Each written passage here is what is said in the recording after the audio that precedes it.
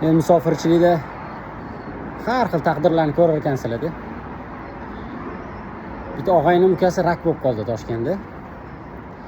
Rak bo'lib qoldi. Shu gaplashganimizda o'rtoqman shunaqa belgilari bo'lyapti. Ukam rak bo'lib qoldi, shunaqa deyishdi uydagilar deganda.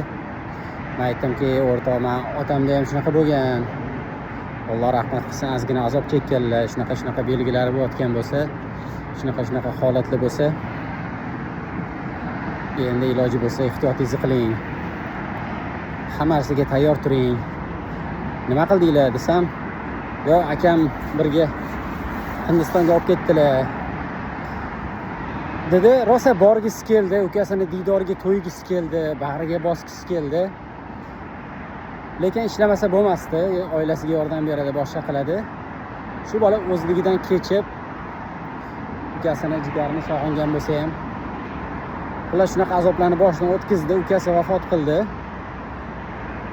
Bir kun ko'chada ko'rib qoldim. Endi men yumshoqroq tushuntiraman. Ozgina eskiroq bir tufli kiygan ekan. Shu narsaga ko'zim tushdi endi, shu narsani. Bildimki, qarzlari bor boshida.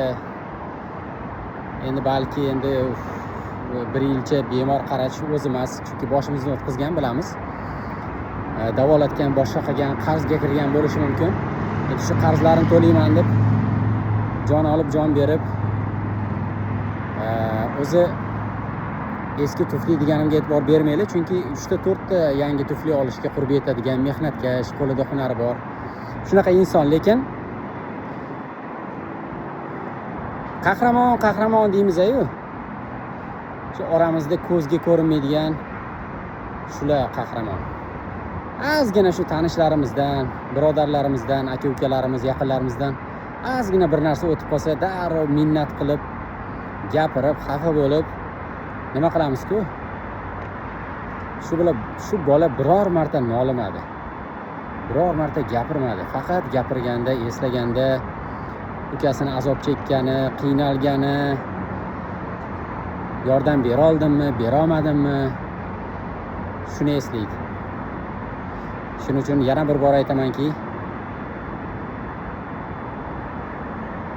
baribir yaxshi millatmiz, ko'z tegmasin.